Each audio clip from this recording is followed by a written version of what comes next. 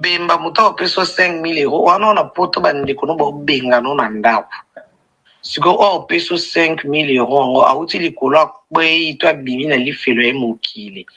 mutenga apesanga gbagba yo wana muta opeso ata $100 yo ofungola mbanga place olala no bandeko no bobenga no bato boyokoma ozotelengana no na poto oba muta yo moni wa Afrique wana mboka ngo kasi sala no bilive cha peso no 5,000 tonzi mambwa amai bemba muta peso 5,000 euros wana na poto bandeko no bobenga no na ndako siko peso 5,000 euros ngo auti likolo akwe to abimi na lifelo ya mokili mutenga apesanga gbagba yo wana muta opeso ata $100 yo ofungola mbanga place olala no bandeko no bobenga no bato boyokoma ozotelenga Manique de John ovie na yo Rico Jenny Tiamuna na otake yo te menaeka na ebisu na peso moi conseil au balobaka en français tu as raté l'occasion de se taire fallait pas oyebi ba paparazzi ba bato yo ba journaliste oyo ba lukaka ba information cachée ya ba star ba bimisango libanda bulo na bango ngo wana yango munaka ba star ba kana ba secret ba bomba kanaka donc soko za star foza na ba notion wana na bisaka bino bozaka bato mais bo ba star ti bino tout wana bwana no ba star ti parce que yo moko siko nde muto yeko bimisa babiloko moko boye fallait pas lo bango tango komi star ndenge bino bolobaka ça veut dire komi mwana mobali donc mwana mobali alelaka te donc Manique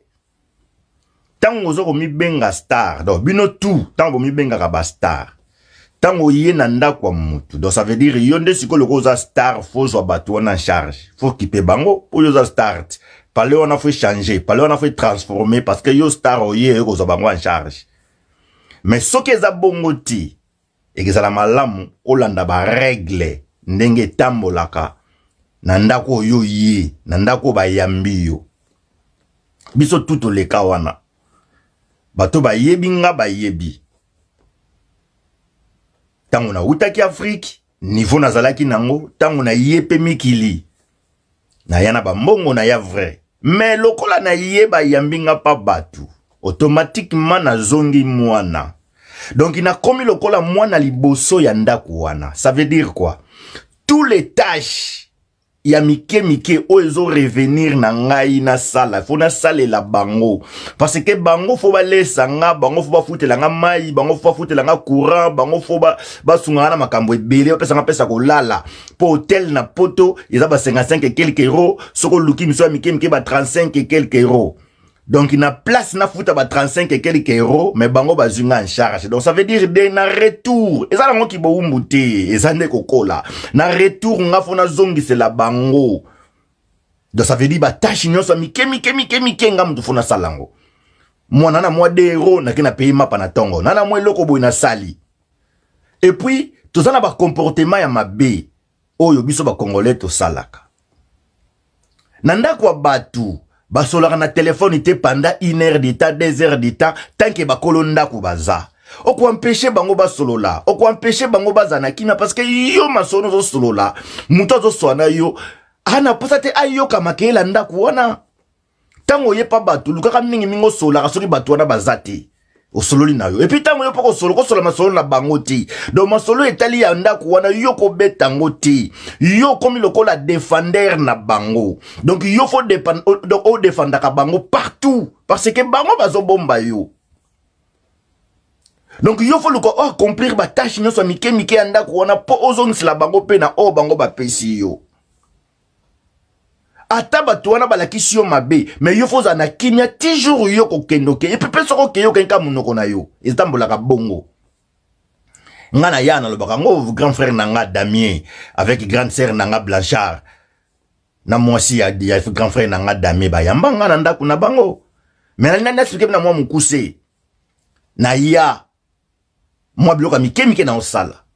na osukula vie na ngana voiture na niveau na ngana ko sala ngote mais na osukula vie voiture vie tinga na jupe na cantine na hiver na jupe cantine na tema ya moto na kena sukoli ba pine ba ni na bongisi na pangusi na ina zongse levier na nyoso na via salaki na nga bien vatikile kinga responsabilité ya makambo ebe na ndako na ye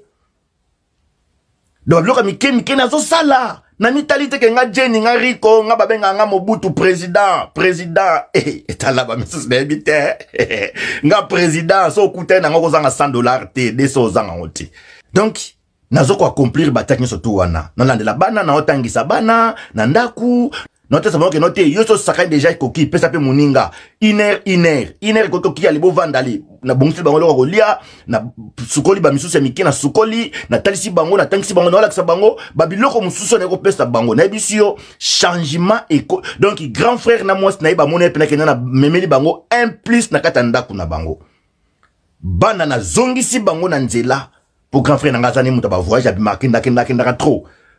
moi c'est katika na bana na zongisi bana na nzela donc soko sisi ko lia to ko telema na mesa te mutu moko to ko lia na chambre mutu moko to ko lia na mabele donc na tie bana na nzela na likolo na ngo na zina mwasi avie na bana na mema bango na église donc harmonie donc ti lelo toza na harmonie na salaka vidéo mo na telaka bino ti lelo na harmonie donc to ke pa batu tout ça yoza star ban rosola ba live na ndakwa batu te na ndakwa batu eza respect na ndakwa batu bazonga ka mwana yate ko ya oya ngai boite na ndaku ya batu bazonga ka mwana donc bref na ke nanga mulai te soko lingo vanda malamu na ndaku ya batu zonga mwana koma mwana na mkuse kaka soko bino bo développer na ndakwa batu zonga mwana donc ndenge bakoloba no sala yoza wana na ozana ba séjour okokende yoza na po obombama okoka obombama titango ne kokena yo okofanda na éternalité siko fo zonga kaka na mkuse zonga kaka mwana batindi yo kende batindi yo eloko kende zala défenseur ya bato wana yoko lela te eloko ebomaka bino na poto yango wana otonga bato bayambi yo oloba mabe ya bato bayambi yo boye na boye mabe siko ayo bimi olobi donc ça veut dire bato nyonso to sikoyo to mona ndeko ayambaki wana na argenté aza mutu mabe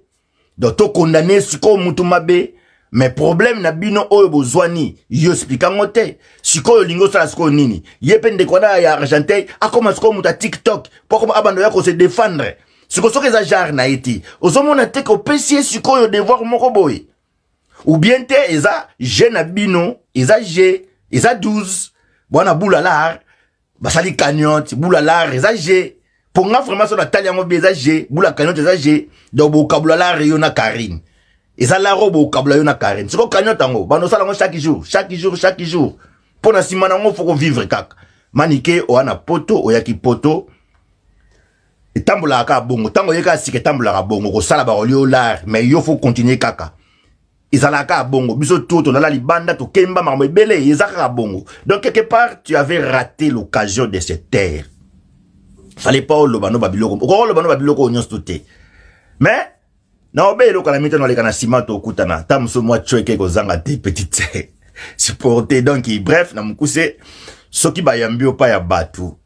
bazonga ka mwana donc ndimo zonga mwana kotala te ko leki bango na ai kotala te munai na yo te pour vivre bien il faut zonga mwana ndenge biso to zonga ka bana yango moni to bima bien manike de John manike Amai. Bemba muta peso 5,000 euros wana na poto bandeko no bobenga no na ndako siko peso 5,000 euros ngo auti likolo akwe to abimi na lifelo ya mokili mutenga pesa nga gbagba yo wana muto peso ata $100 yo Yes. ufungola mbanga place olala no bandeko no bobenga no bato boyo ko mauzo telingana no na poto ba muto yo mwenye wa Afrique wana mboka ngo kasi sala no bilive chaque peso no 5,000 tonzi mambwa Amai. bemba muta peso 5,000 euros wana na poto bandeko no bobenga no na ndako siko opeso 5,000 euros auti likolo akwe to abimi na lifelo ya mokili